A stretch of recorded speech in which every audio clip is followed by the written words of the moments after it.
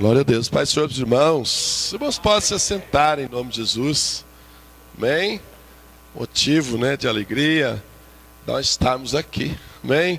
Adorando a Deus, glorificando a Deus, vendo os irmãos adorarem, glorificar a Deus. Nós queremos agradecer a Deus, porque é um privilégio extraordinário, nós pertencermos a esta família maravilhosa, que é a família de Deus, a família de Deus. Glória a Deus. E a Bíblia diz ali em Hebreus que Jesus é o primogênito de muitos irmãos. E cada dia mais irmãos estão se associando, se agregando a esta família maravilhosa que é a família de Deus. Somos povo de Deus. Pedro diz que antes nós não éramos povo, mas agora nós somos de Deus. Nós não tínhamos alcançado misericórdia, mas agora nós alcançamos misericórdia. Isso é bom nós sabermos que a misericórdia de Deus são as causas de nós não sermos consumidos. E hoje nós estamos introduzidos nessa família maravilhosa. Queria que você abrisse a sua Bíblia em Êxodo 17. Você que ainda não trouxe aqui o seu documento, a sua foto, a sua carteira, você não trouxe a sua chave do carro, pode trazer em nome de Jesus Cristo, amém? Só no ato de você vir aqui, com certeza já está demonstrando que você acredita no que Deus disse pela boca do profeta, Tiago, que muito pode, por sua eficácia, a oração de um justo. E quem é os justos? Os justos somos nós. Nós que fomos justificados na pessoa bendita de Jesus Cristo, amém? Nós tínhamos uma dívida muito grande com Deus, e essa dívida, a quitação dela era a morte, mas Jesus Cristo morreu no nosso lugar e quitou a nossa dívida. Isso nós não podemos e não devemos esquecer. Se vocês têm trazido aqui com fé, você receba em nome de Jesus, amém? A tua fé, ela salvou você. Se você esqueceu, aí tem algum documento, se você quiser escrever o nome de alguém também, rapidamente, num papel e trazer aqui, pode colocar aqui, porque com certeza Deus ele está com os olhos sobre esta mesa, porque todos que estão aqui, tudo que se acha aqui é fruto de uma crença no coração de alguém que se levantou do seu lugar e trouxe aqui para que os homens e mulheres orassem a Deus. Nós vamos falar de algo bastante sério aqui nesta noite. Eu queria que você prestasse bastante atenção, porque está nisto a vitória ou está nisso a nossa derrota. 1 Tessalonicenses, abre a sua Bíblia lá, deixa aberta lá em Êxodo, 1 Tessalonicenses, capítulo 5, se não me engano, verso 17. Leia para mim alguém, 5:17. Vamos falar de algo muito especial hoje, Nós vamos falar um pouco sobre a necessidade que nós temos de orar. Oração, pode ler, irmão Israel. Diga comigo assim: a ordem de Deus é que a igreja ore sem cessar. Sem cessar, sem parar. Nós precisamos orar. Nós necessitamos de oração. E eu quero que o Espírito Santo fale conosco de uma forma que nós possamos assim mudar o nosso ritmo de oração. Nós necessitamos de orar. Há uma necessidade urgente de nós orarmos. E a ordem é: orai sem cessar.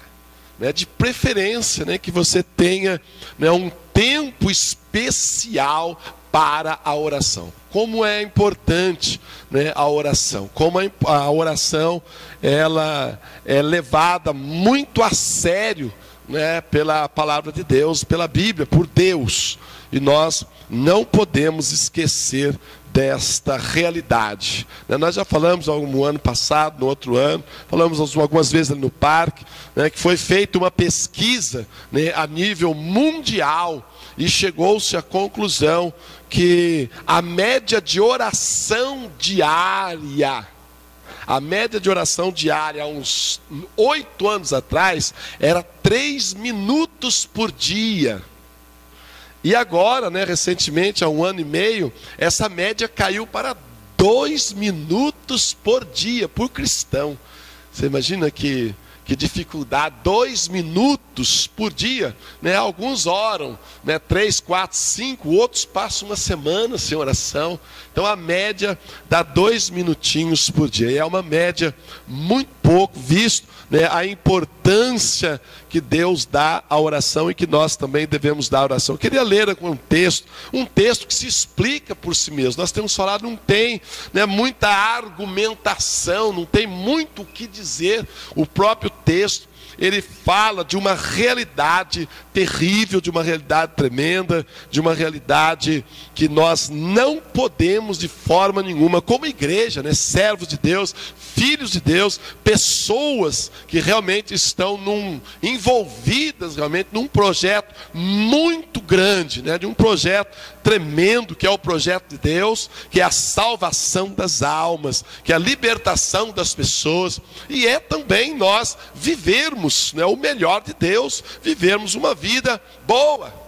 A Bíblia recomenda, né, que nós vivamos, ou oremos, né, pelos príncipes, pelos reis, por aqueles que se acham investidos de autoridade, para que nós vivamos uma vida tranquila e mansa. E nós estamos vendo aí, né, aos nossos reis, aos nossos príncipes, as nossas autoridades, eles estão precisando de oração. Olha, a vara de Deus está sobre a nação brasileira.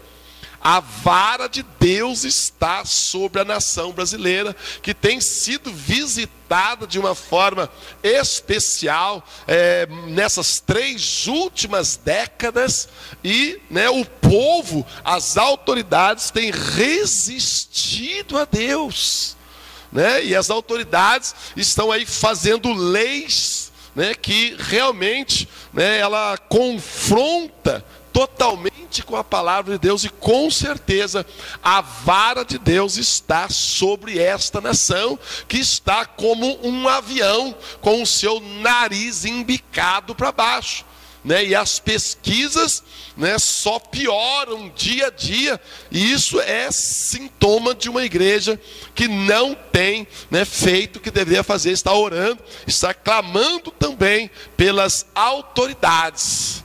Né? A ordem de Deus é para que nós oremos, né? Ali Deus diz no Velho Testamento: olha, quando vocês forem levados cativo para uma nação, ali vocês orem ali pelas autoridades das nações, para que na paz deles vocês tenham paz também. Então nós precisamos orar pelas nossas autoridades, né? Porque estamos vivendo tempos difíceis, né? Tempos muito difíceis, né? Que infelizmente isso acaba afetando-nos também, e nós precisamos de verdade tirar um tempo maior para nós orarmos pelas nossas autoridades, né? Pelo povo, né? Aqueles que estão investidos de autoridade, para que Deus dê graça a eles, e eles não façam o que realmente eles têm feito, né? Trazendo tão grande mal sobre nós, sobre a nação brasileira. Os irmãos têm acompanhado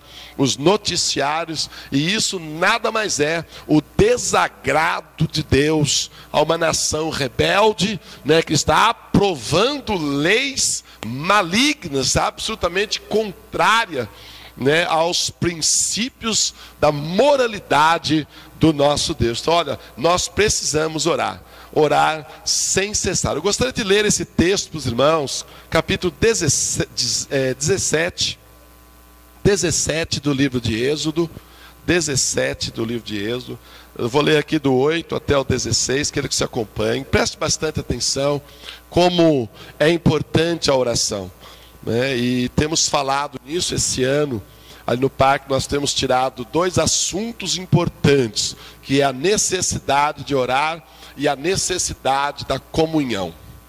Nós, como igreja, nós precisamos, né, ter pelo menos esses 2 pilares, que é a oração e é a comunhão, que é a unidade. Nós estávamos orando ali, né, do dia 1 ao dia 12, cada dia por referente a um mês do ano.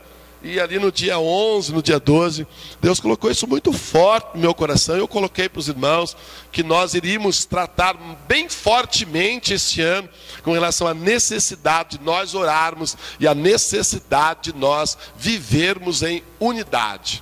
O apóstolo Paulo, certa vez ele foi preso porque ele pregava o evangelho, e ele estava ali no meio de homens, como o Senado ali de Israel, ele estava ali sendo acusado, e o Senado de Israel ali compunha-se de 72 sábios, 72 homens. Ele estava diante do Sinédrio de Israel, e o Sinédrio de Israel era como se fosse uma Câmara dos Deputados, uma Câmara dos Senadores, o Supremo Tribunal Federal, e ele estava sendo acusado ali de estar pregando a Jesus Cristo. E Paulo, presta atenção, ou seja, Paulo ele sabia que a metade do Sinédrio se compunha, ou era composta de fariseus, e a metade do Sinédrio era composta de saduceus. Olha, quem eram os saduceus?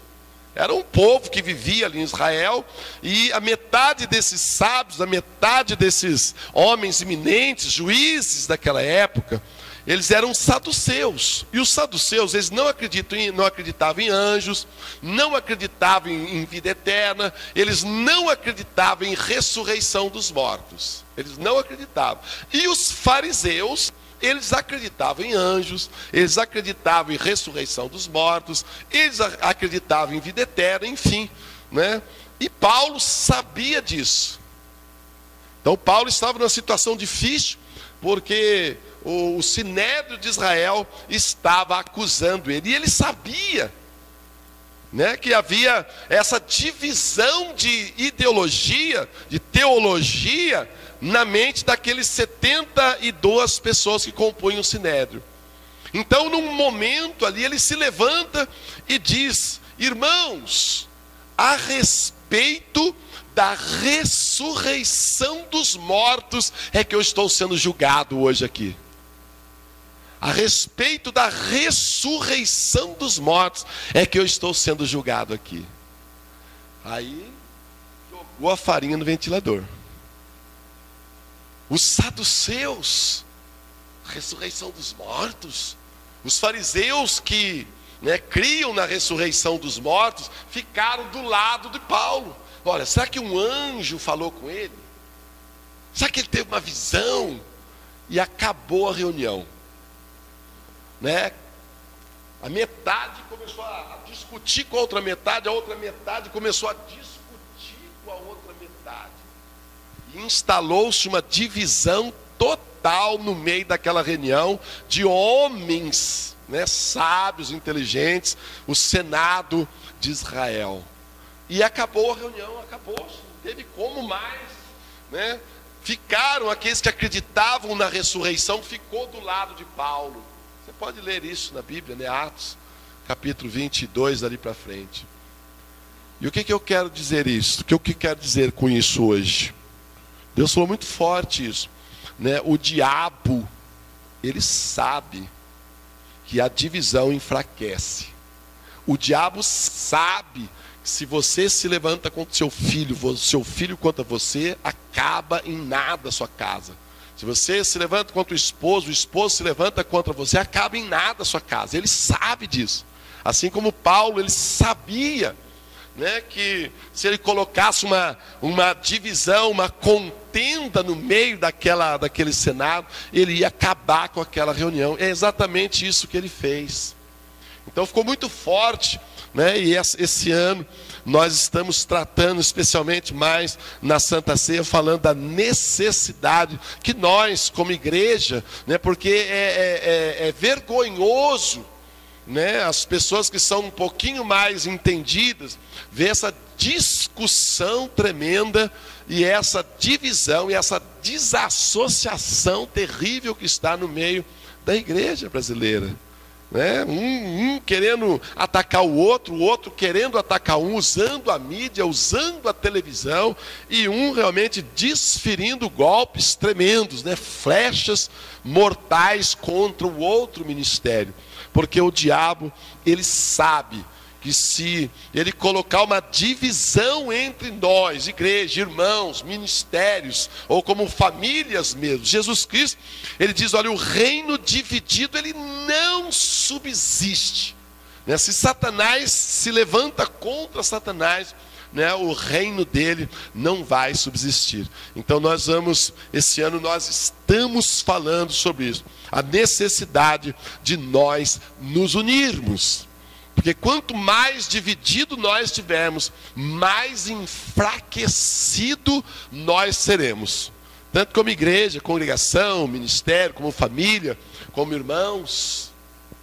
Né, o próprio Moisés, certa vez, quando ele viu 2 israelitas brigando, ele diz: olha, homens, vocês são irmãos. Como é que vocês estão brigando?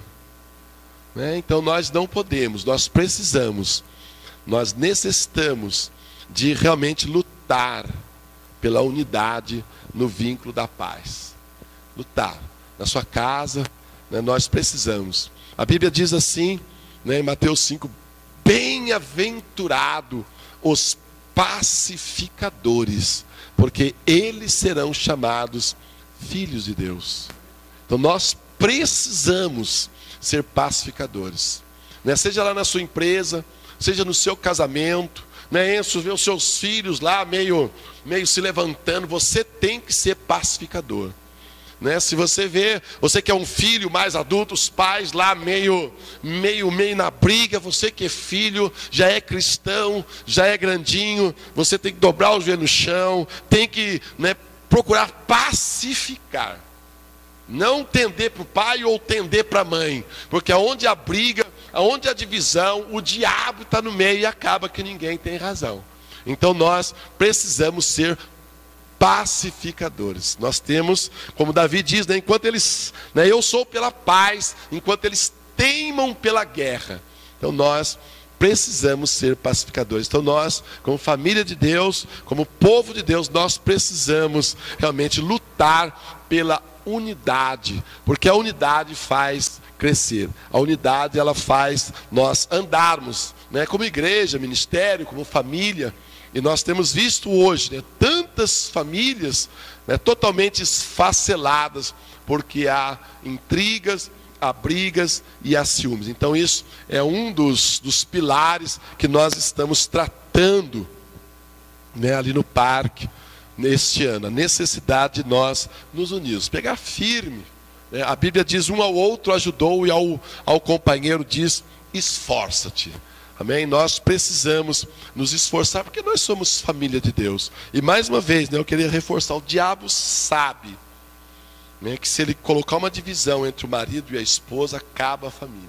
Se ele colocar uma divisão entre os irmãos, acaba a comunhão da casa, acaba a paz da casa. Se ele colocar divisões entre nós, entre os ministérios, nós não andamos, nós paramos, nós acabamos, nós desfalecemos. Então nós precisamos lutar pela paz. Nós devemos ser pela paz. A Bíblia diz em Efésios 2 que Deus, ele veio e evangelizou paz aos que estavam longe, que éramos nós, os gentios, e evangelizou paz, né, aos judeus que estavam perto. Ele é a nossa paz. Então nós precisamos realmente lutar pela unidade, esforçarmos de verdade para nós andarmos de acordo com essa realidade. Somos uma família, nós estamos muito distantes dessa realidade, né, que o povo era um só, todos tinham o mesmo, né, pensamento, o mesmo sentimento, era um e a alma, ali em Atos 2, verso 42 até o 47. Nós estamos muito longe disso, dessa realidade, mas nós precisamos nos aproximarmos um pouco, né, dessa necessidade da paz, da necessidade de nós nos ajudarmos. E eu vou ler esse texto aqui, porque a hora já está avançada. Diz assim, olha, verso 8, capítulo 17. Então veio Amaleque. Quem que era Amaleque? Os amalequitas. Era um povo totalmente, que tinha uma rixa terrível dos judeus. Era um povo mau, um povo rebelde na época, que tinha muita raiva, muita ira, tinha uma rixa total dos judeus, né? E Israel tinha saído do Egito. Mais de 2 milhões de pessoas, 602 mil homens, eram só os que tinham de 20 anos para cima. Capítulo 1 de Deuteronômio, você pode ver isso. E então veio Amaleque e pelejou contra Israel em Refidim. Com isso ordenou Moisés a Josué: escolhe-nos homens e sai a peleja contra Amaleque. Amanhã estarei eu no cimo do outeiro, do morro, do monte, e o bordão de Deus estará na minha mão. A vara, aquela vara que ele abriu o rio Jordão, aquela vara, aquele cajado de um pastor. Fez Josué como Moisés lhe dissera e pelejou contra Amaleque. Moisés, porém, Arão e Hur subiram lá em cima do morro, do outeiro. Quando Moisés levantava a mão, Israel prevalecia. Quando, porém, ele abaixava a mão, prevalecia Amaleque. Ora, as mãos de Moisés eram pesadas, o verso 12 diz isso. Por isso, tomaram uma pedra e puseram-no por baixo dele, e ela nela se assentou. Arão e Hur sustentavam-lhe as mãos, um de um lado e o outro do outro. Assim lhe ficaram as mãos firmes até o pôr do sol. E Josué desbaratou a Amaleque ao seu povo ao fio da espada. Então disse o Senhor a Moisés: escreve isto para memória num livro e repete-o a Josué, porque eu hei de riscar totalmente a memória de Amaleque de debaixo dos céus. E Moisés edificou um altar e lhe chamou o Senhor e a minha bandeira. E disse: porquanto o Senhor jurou, haverá guerra do Senhor contra Amaleque de geração em geração. Então nós vemos claro, né, essa figura. E a Bíblia diz em Hebreus capítulo 8 e capítulo 10 que essas coisas são figuras, né? Está escrito também em Romanos 15, 4 e 1 Coríntios 10, versos 6 e 11, né, que todas essas coisas que anteriormente foram escritas para o nosso ensino foi escrito, né? E ele diz no verso 11 de 1 Coríntios 10, a respeito dos acontecimentos ali do deserto, né, que essas coisas lhe sobrevieram como exemplo e foram escritas para advertência nossa, de nós e dos nossos filhos, em quem os fins dos séculos são chegados. Então essa leitura é muito atual, né? Essa realidade é muito atual.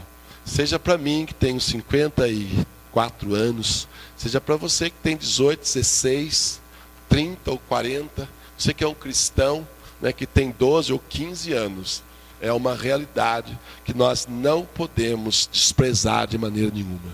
Nós sabemos que mãos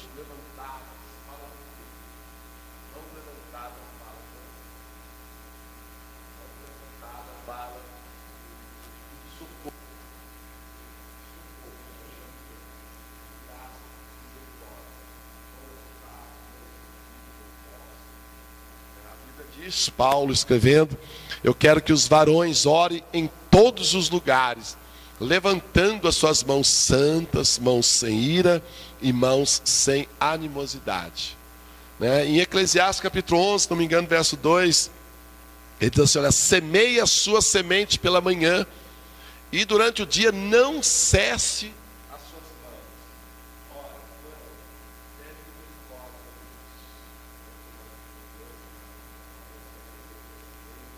E aí ele pertence à glória. Então isso aqui está muito claro para nós, igreja. Se não estiver, precisa ficar. Para mim, esses dias tem ficado muito claro da necessidade que você, como esposa, você como marido, você como pai, você como mãe, você como filho, você como irmão, né? Irmãos, seja irmãos aí, né, fraternos, né, irmão de carne, ou irmãos em Jesus Cristo, filhos de Deus, nós necessitamos de oração.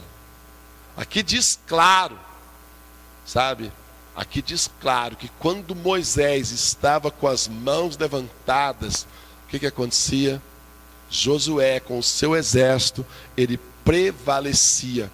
Ele empurrava o exército de Amaleque para trás, derrubava homens, matava homens, ele prevalecia. Mas quando Moisés tinha as mãos pesadas, não sei se você já orou bastante, tentou ficar ao máximo, mas você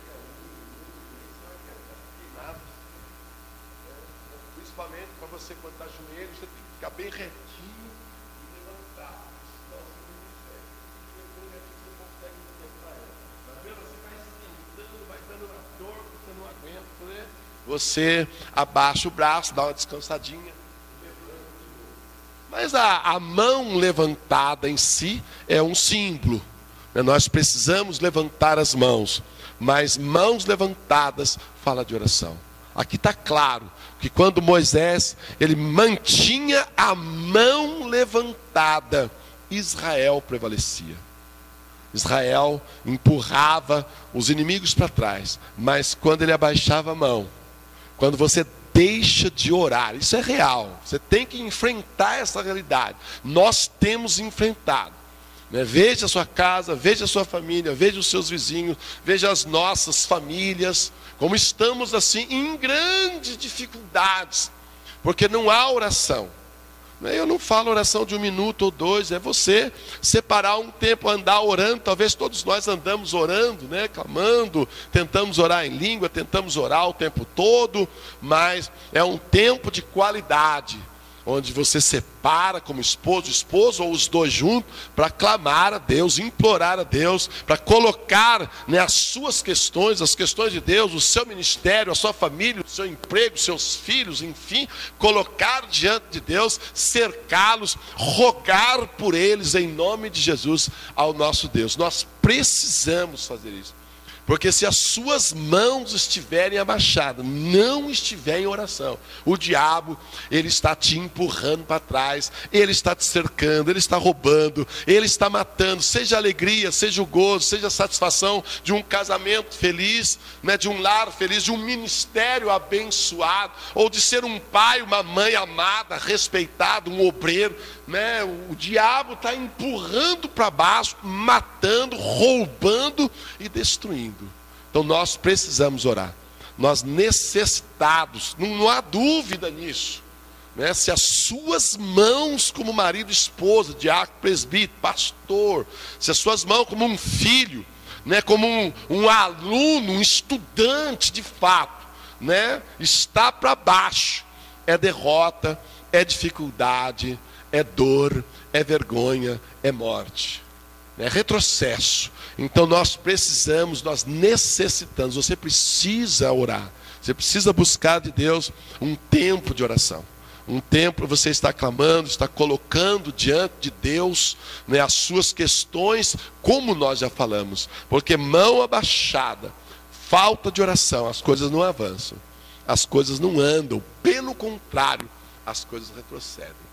As coisas, a perda, porque nós servimos um Deus muito grande, irmão Israel, muito grande. Estávamos falando ontem, isso ali no parque, bem-aventurado é aquele que tem o Deus de Jacó por seu auxílio. Nós temos falado, agindo Deus, quem impedirá? Glória a Deus. E nós falamos ontem ali de 6:14 do livro de Juízes em diante, quando o anjo do Senhor apresenta-se a Gideão e fala: o Senhor é contigo, varão valoroso.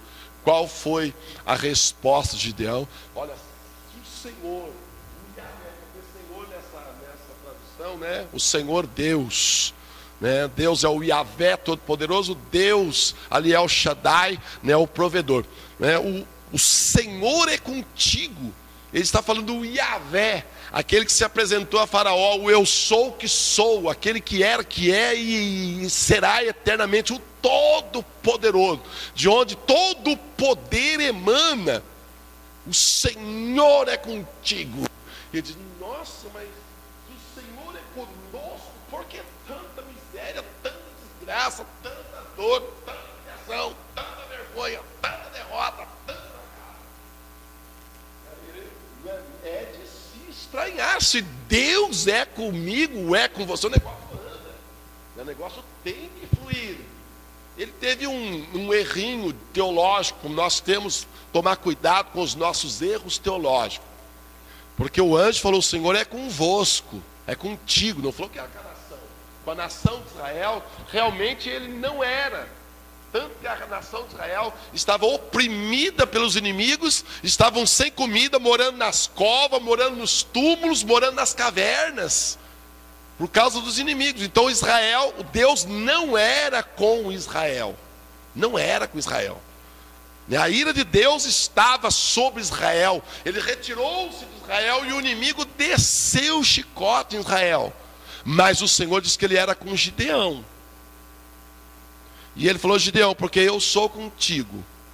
Porque eu sou contigo. Você está vendo toda aquela multidão dos amalequitas? A Bíblia diz que os amalequitas cobriam o vale como a areia no mar, na praia. Tanta multidão, uma figura, né, de linguagem, evidentemente.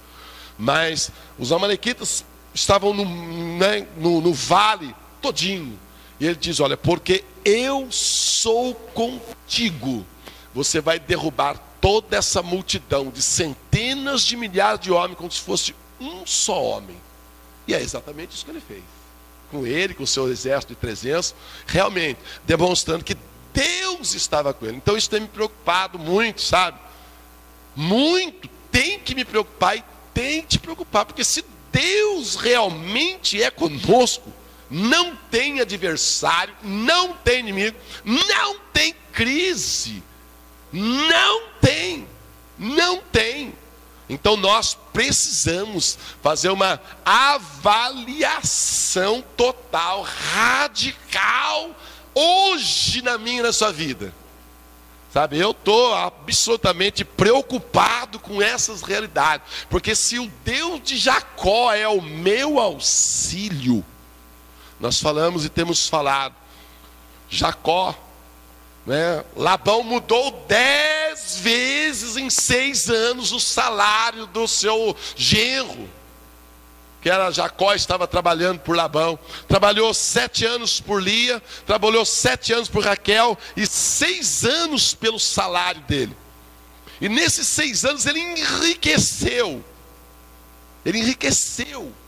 E nesses 6 anos, Labão mudou o salário dele 10 vezes, quase 2 vezes, uma vez cada 6 meses, 2 vezes por ano. Ele mudou o salário, mas mesmo assim ele continuou progredindo, porque Deus era na vida dele de fato.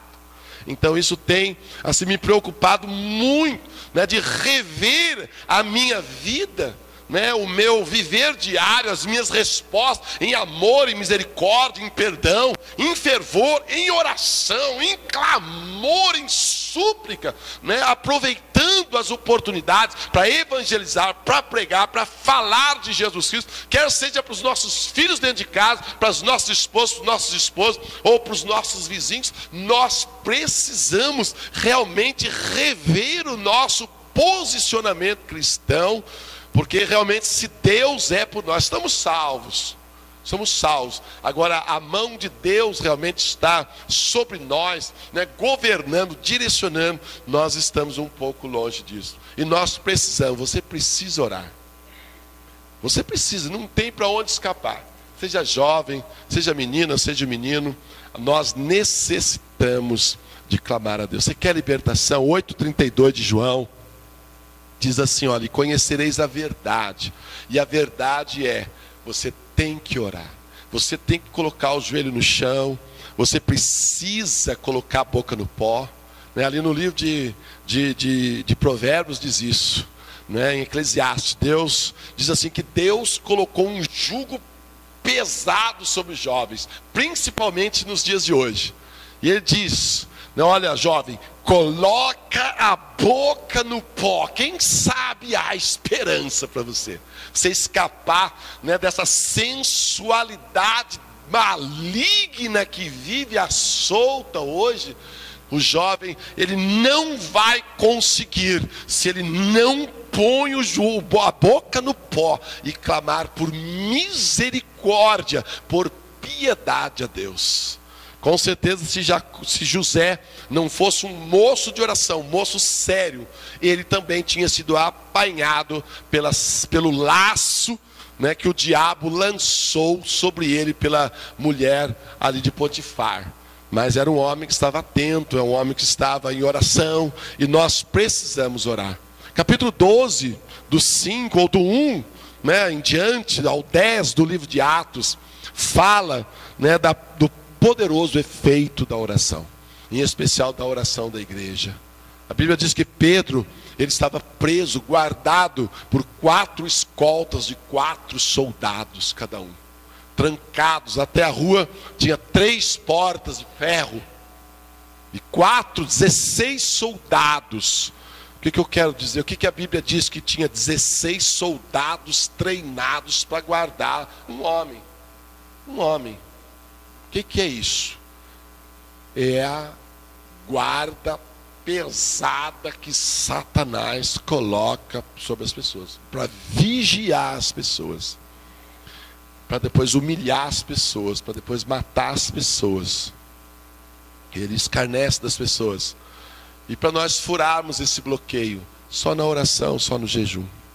Jesus já diz, olha, a casta de demônios são espíritos, são ajuntamentos, agrupamentos de espíritos malignos que estão determinados a ver de verdade as suas vísceras para fora, determinado a arrasar com você, a sua casa, a sua família, se você não levar a sério, né, esta grande realidade, e não orarmos, e não buscarmos socorro de Deus, não implorarmos pela direção do Espírito Santo, porque a oração coloca os anjos poderosos de Deus para agir.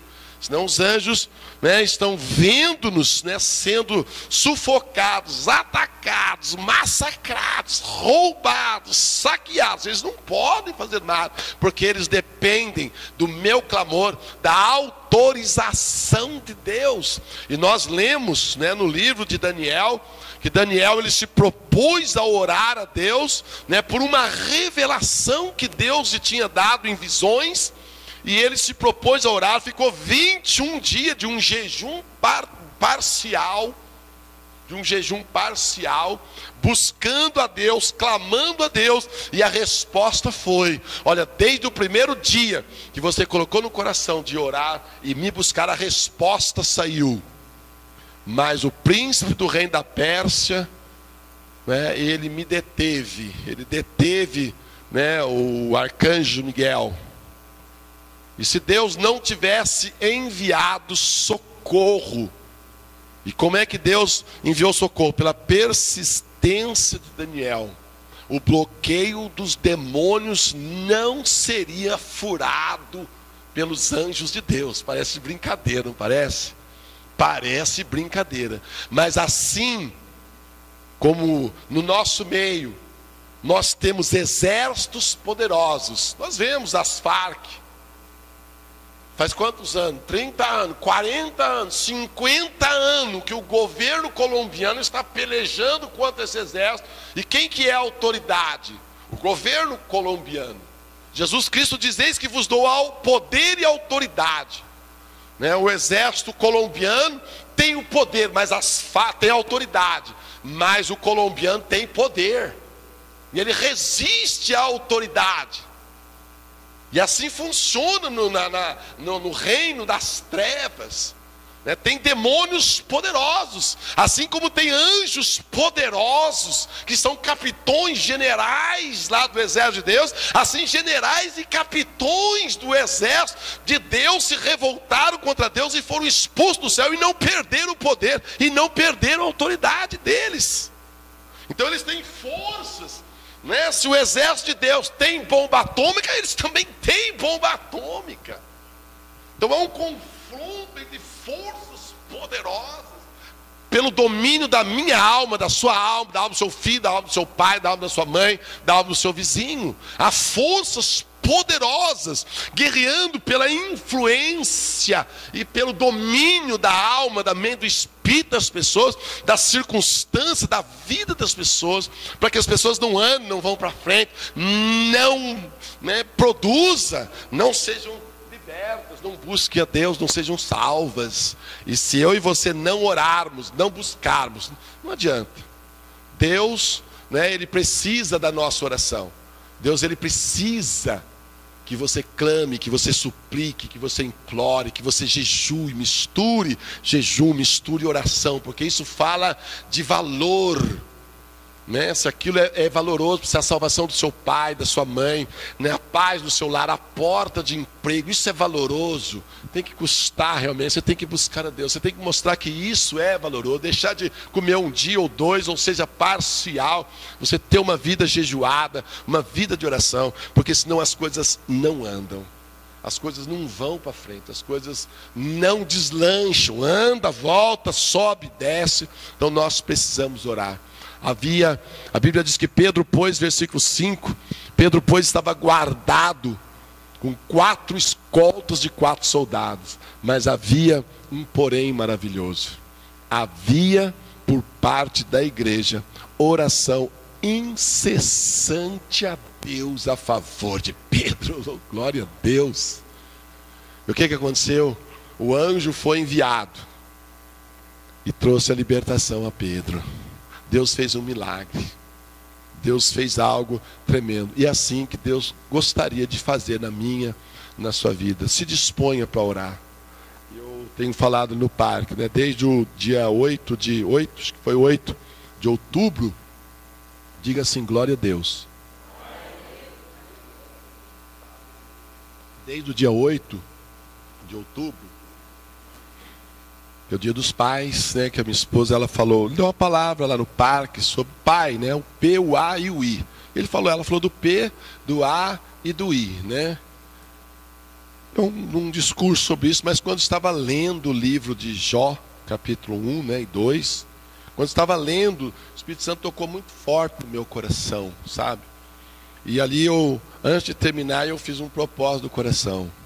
Eu não sei até quando, mas a partir de hoje eu vou iniciar do dia 1 ao dia 5, um período de oração e de clamor pelos meus 5 filhos. Cada dia, orando 1h30, 2 horas, do dia 1 ao dia 5, pelo um dos filhos. 1, 2, 3, 4 e 5. Hoje já tenho 3, já são, só falta 2 para casar, né? O Felipe e a Ana Raquel. Estão bastante encaminhados já, então a família cresceu. Já são 12 pessoas, mais a esposa. E eu determinei no meu coração, não sei até quando.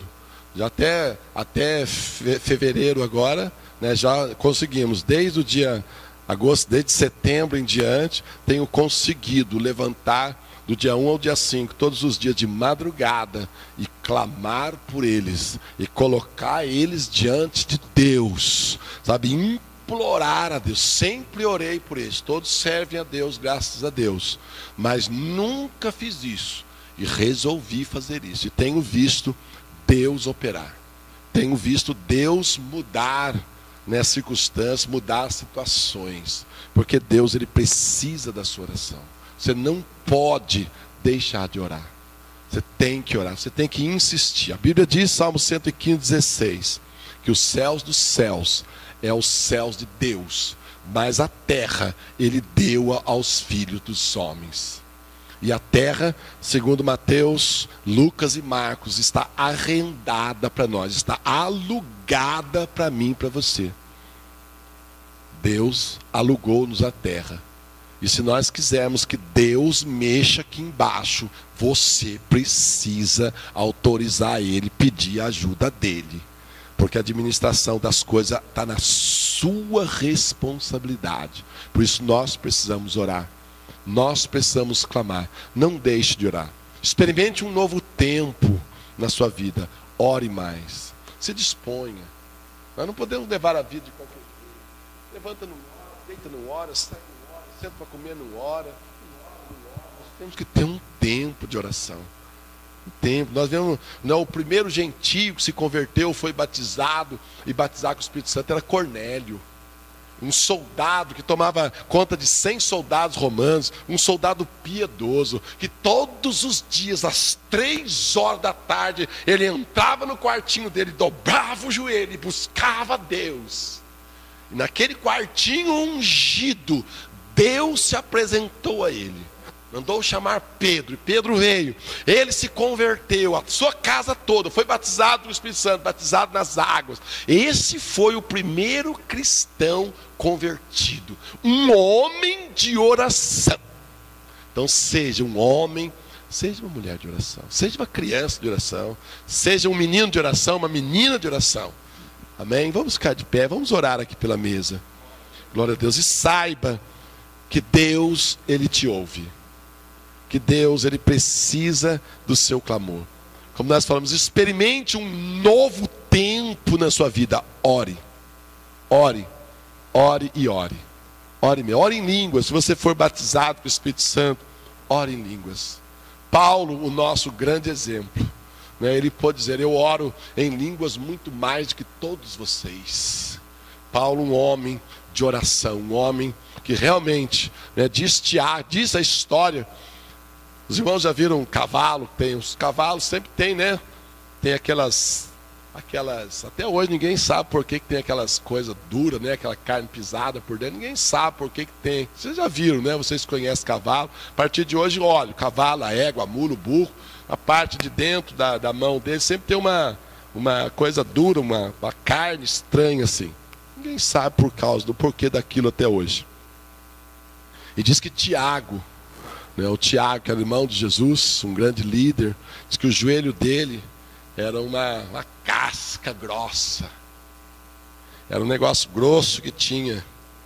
De tanto que aquele homem orava, de tanto que aquele homem clamava e pedia misericórdia a Deus. Você quer mudança? Ore. Você quer andar, você quer ver os filhos, as pessoas se salvarem, você quer ver a vida deslanchar, comece a orar um pouco mais, né? Se dedique à oração um pouco mais, pelos seus filhos, cata o nome deles, ora por eles, clama pela sua classe na escola dominical, clame pelo seu ministério, clame pela sua família, clame pelo seu bairro, clame, clame, clame, porque através da nossa oração, Deus, Ele vai mudar a nossa história. Não deixe de orar. A Bíblia diz, olha, orai sem cessar. 62:7 de Isaías diz assim, olha: vocês que fazem menção do nome do Senhor, não descanseis e nem deis a Ele descanso. Olha que maravilha. Não dê descanso a Deus até que Ele faça o milagre, Ele intervém, Ele abre a porta, Ele cura, Ele sara, Ele traz sua casa, Ele liberte o seu marido, seu filho, seu pai. Não dê descanso. Clame a Deus. Amém? Vamos orar pela mesa. Louvado seja Deus. Vamos clamar. Você que tem um pedido aqui, né, ore também em nome de Jesus. O Lucas está aí para ele cantar o louvor. Lucas, vem aqui, Lucas, sola um louvor aqui, Lucas, em nome de Jesus. Fica aí o recado de Deus para você. Se você tem orado, né, saiba que a sua oração, ela está diante de Deus, as suas lágrimas estão diante de Deus. E dia a dia, né, engrosse os seus depósitos de oração, porque Deus, com certeza, ao seu tempo, Ele há de responder. Feche seu olho. Senhor nosso Deus, eu quero louvar o Senhor, ó Pai, agradecer ao Senhor pela oportunidade, Deus, que nós temos, ó Deus, de ter essa comunicação tremenda que é a oração, Pai. Ó Pai, mais uma vez, nós clamamos ao Senhor misericórdia, piedade, compaixão, aos irmãos, às irmãs, às famílias que aqui estão, Senhor Deus de Israel. Diz a Tua palavra, Senhor Deus de Israel, que nós temos inimigos, ó Pai, opressores, assassinos, que a nossa luta não é contra carne, não é contra sangue, Senhor Deus de Israel, mas contra principados, potestades, dominadores, contra forças espirituais da maldade nas regiões celestiais. E por isso nós estamos aqui nesta hora a colocar as nossas crianças, nossos meninos, nossas meninas, a colocar aqui, ó Pai, as esposas, os esposos, os ministérios, os professores da escola dominical, colocar aqui os levitas,